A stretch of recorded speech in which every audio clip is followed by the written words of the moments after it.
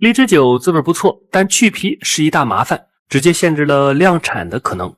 那不去皮行吗？据说有些地方不去皮浸泡，于是我用洗净晾干的荔枝，不去皮也不去核，和去皮不去核的，和去皮又去核的，做了一组3瓶的实验。1个半月后开封，感觉不去皮的不行，一种把荔枝皮的杂质全泡出来的感觉，就算有滋味，但也不敢喝了。又开封了剩下2个，去核和不去核的，单独口感上差距不大，所以咱们的酒我计划按照去皮不去核的工艺生产。那泡荔枝用什么基酒呢？我之前做过6种基酒的实验，荔枝的滋味比较淡雅，所以基酒自身的特征不能过于突出。实验表明，清香酒、威士忌和白兰地浸泡的话，对于新手朋友不太友好。朗姆酒的清甜感不错，但跟荔枝的滋味不太搭。金酒的也还凑合，大家自己浸泡的话可以试试。而我觉得伏特加的很有包容性，没有明显与荔枝冲突的滋味，前中口浓郁的荔枝滋味和甜感纯净又特征明显。小缺点是后口相对单薄，这个我没有经验，于是就是下一步加茶调整。因为有之前梅子酒先泡梅子后泡茶的经验，所以我做了一大罐，1个半月后过滤出纯荔枝酒，然后又准备了8个小罐子，分别放入8种茶叶。酒和茶的比例也是经过多次试验得出的数据，24小时后开封。怎么说呢？好喝的太多了。先说樱红9号，既有荔枝的清甜和滋味，又有茶的香气，后口有一点微苦，但与荔枝甜的融合更凸显了层次，且苦化得很快。个人比较喜欢这种苦和甜交替呈现的感觉。珠兰七红是很有特征的，既有茶香又有珠兰花的滋味，回味悠长。但茶叶有点小贵，有条件的可以自己试试。正山小种的滋味比樱红的更复杂一些，适合经常喝小种的朋友。西湖龙井的滋味比较淡，整体一般。茉莉龙珠的茉莉香气有些高扬，跟荔枝的厚重不协调。另外玫瑰、桂花和陈皮的都不错，这3款和樱红9号都可以出成成品。而我今年批量做时，10个工人2天才去荔枝皮800公斤，折算下来也就3000瓶小酒，只做了1个口味，数量不多，感谢捧场。另外大家可以试试这种先泡荔枝再泡茶叶的做法，可以195喝，很好玩的。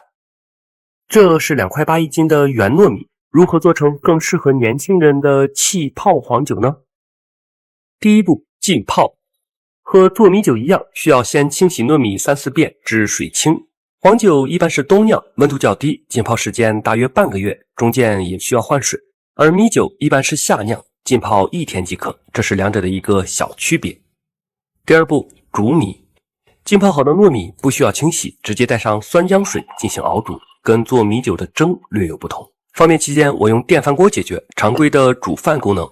半小时后，米熟无白心，然后摊出来晾凉。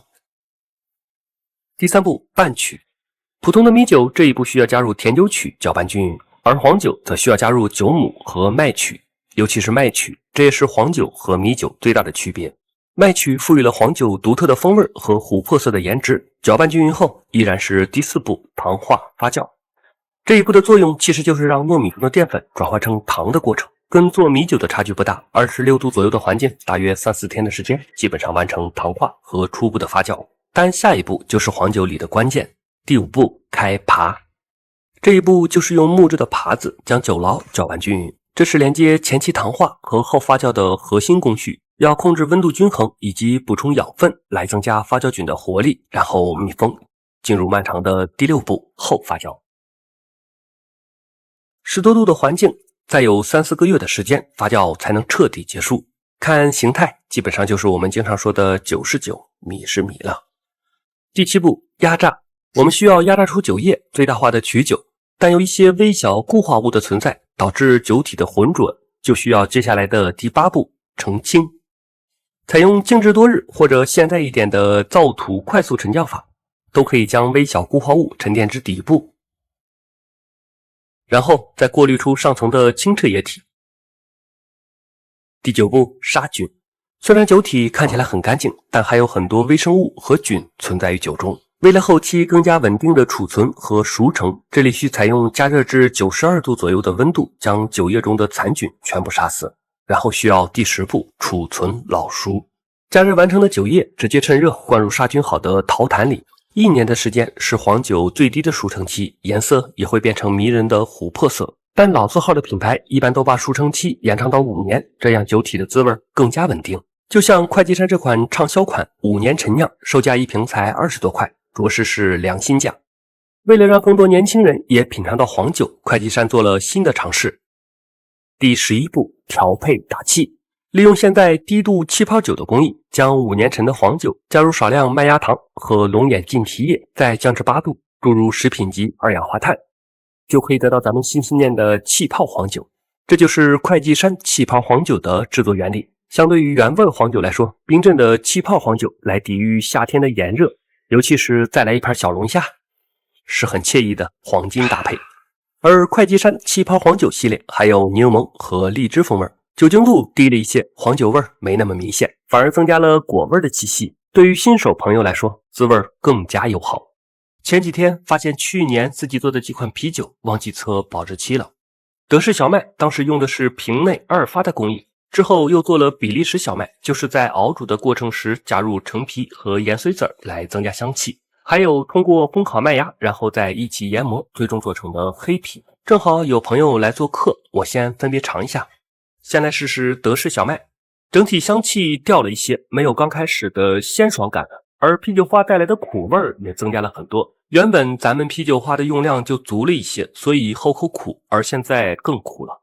而对于我这个初尝精酿的新手朋友，我还准备了百威黑金入门级精酿。首先说原麦汁浓度12，高于普通啤酒8、9的量，用料多，口感也会更醇厚。其次酒精度5度，喝起来更有穿透力。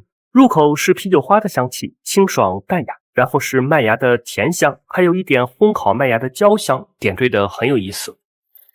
最后是啤酒花带来的尾韵，清爽中还能感受到浓郁顺滑的滋味。它历经26天的发酵时长，是普通啤酒的2倍，呈现出来的口感会更加浓郁。整体说是浓醇顺滑，还带点回甘，一点也不为过。作为精酿的入门级产品，百威还推出了1升装，2种规格，对于新手朋友来说比较适口，大家可以一试。接下来我们开封比利时小麦，这款酒是在标准啤酒的工艺基础上，熬煮时加入了橙皮和盐水籽，层次也更加丰富，水果气息让酒体也显得更友好。如果说比利时小麦对标的是女生的话，那黑啤匹配的就是骨灰级的男士了。这种通过大麦烘烤来完成焦香和颜色改变的工艺，会给啤酒带来可可、咖啡、巧克力和坚果等滋味，整体也会更浓郁，苦味也更重。但我这1年多的存放，让这3款酒都失去了鲜爽感，虽然没有坏，但变得不好喝了。所以自酿的2发工艺还是建议尽快喝完。而初尝精酿的新手朋友，还是建议先从百威黑金开始吧。